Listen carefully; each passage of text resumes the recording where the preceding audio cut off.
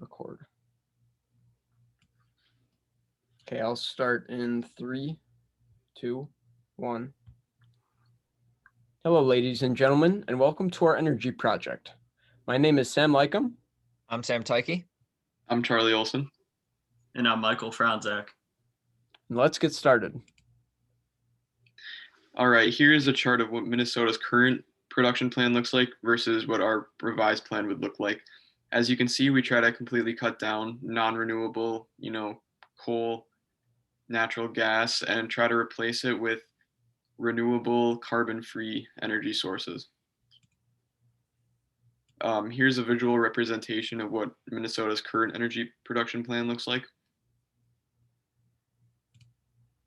And here's a revised plan that we made and what it would look like. So this is our in-depth analysis of our Minnesota energy production plan for 2050. So first, I will start with solar energy. Solar energy essentially is sunlight hitting PV cells to create energy. The pros of this solar energy are solar panels on top of homes and buildings make the home 4% more valuable on average. They are also a renewable energy source, which means that they are good for the environment and they reduce the electricity bills. The cons are they are very expensive. They are weather dependent, so on cloudy days, there will not be as much energy produced as a sunny one, and they use up a lot of space. But the future of solar energy is very bright. A little joke for you there. Technology improvements will obviously make them much cheaper, which will be nice. And it has the possibility to become the most important source of energy for electricity production in most areas, especially sunny areas. And we are going to increase the amount of solar energy substantially in megawatts. Here we have a little meme. This Star Trek member, it represents this plant, and it's very easy for them to convert sunlight into energy through photosynthesis. So it is funny because it's very difficult for us humans. Michael? So wind energy uses the turbines to spin the turbines and create energy through wind. The pros of this is it is a very clean source of energy at a very low operating cost, and it is a very efficient use of the landscape. The cons of this, though, is wind turbines can be a threat to wildlife such as birds, and the wind's pretty inconsistent. But honestly, it's the safety hazard. Tornadoes, thunderstorms, they can make it a danger to society. But the future of wind energy is bright. You have longer and lighter blades, and these are going to have curved tips to pick up more wind, create more energy, and they're going to be able to withstand stresses or high altitude winds. Clearly, by this graph, we can see that it doesn't increase a ton, but it just increases enough where it's going to make an impact. Here's a little meme for you, another brain break meme. So it looks like a big fan, renewable energy. Yeah. Okay, so next we have hydroelectricity. And so with hydroelectric power, electricity is created when water flows through a pipe and then pushes against blades in a turbine, turning them and in turn producing electricity. So there are several pros of us using hydroelectric power, especially in Minnesota. We have many lakes and rivers that we can utilize, which is very important. It also doesn't pollute or emit any carbon emissions, which is the whole point of this.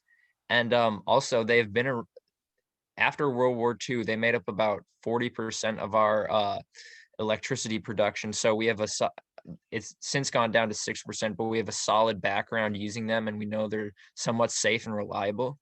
Some cons of them is that damming to build the dams causes a lot of damage to the environment because there's a lot of flooding and it can ruin surrounding ecosystems. Also, as we move into the future, climate change becomes a bigger problem, and so it might make the water supply like less predictable, or we might get less, and droughts can affect this also. And then to build the dams, there's a high upfront cost. But as you can see, we think that due to Minnesota's location, we can really increase how much hydroelectricity we have. And it's a key part to our plan, increasing from 120 megawatts to 1,200. Okay, so this is a funny meme because in the Matrix, it's like he says, "What if I told you?" and then something else. I have seen the movie. I don't remember what he says, but it's funny because that he says hydroelectric energy is cheaper, even though it is somewhat expensive. It's just funny. Okay, next slide. Okay, so the next slide, we got nuclear fission here.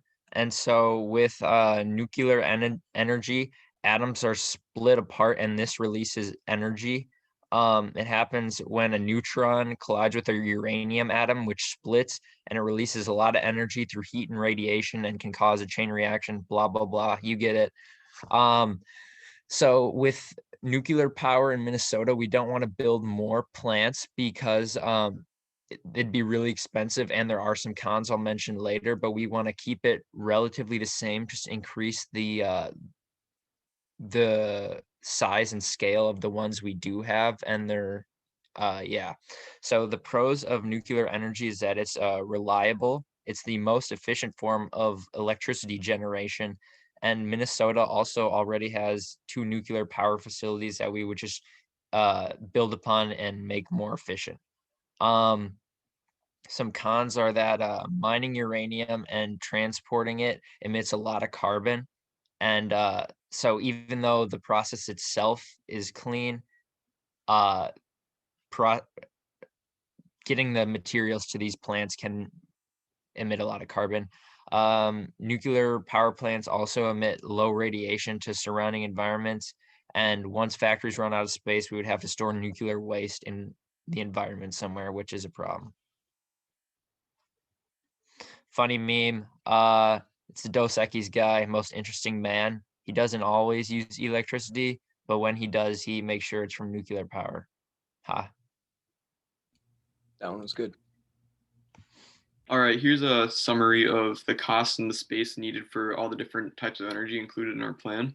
First off, we have solar energy, which is about 1 megawatt or $1 million per megawatt. And we estimated with about 9.5 million solar panels, that would cost about $1.9 billion. And it is the least space efficient, so it would take up about 61,540 football fields. And with the wind turbines, it would we estimated we need about 210 turbines, and at about $3 million each, they'd be about $630 million and take up about 239 football fields. We estimated that we needed about 2 hydroelectric dams to reach our goal, which would cost about $36 billion, take up about 3,168 football fields. And with nuclear energy, we only planned on expanding and scaling up the facilities we already have, and that would take up no money in space. Finally, for our closing argument, so our plan will be worthy because it will be utilizing all carbon-free and mostly renewable energy sources. These energy sources will bring immense benefits to the ecosystem through our limited carbon emissions. We are focusing mainly on increasing hydroelectric and solar energy. And this is because we already have lots of wind energy, and although nuclear energy is technically clean, there are a lot of possible negative ramifications of relying on it. Even though most forms of energy production come with their own downfalls, we believe that this is the best strategy in preparing Minnesota for a carbon-free future. Here are our sources. What is that? I don't know how that got on there. Where's exit? Oh my gosh, actually, where is it?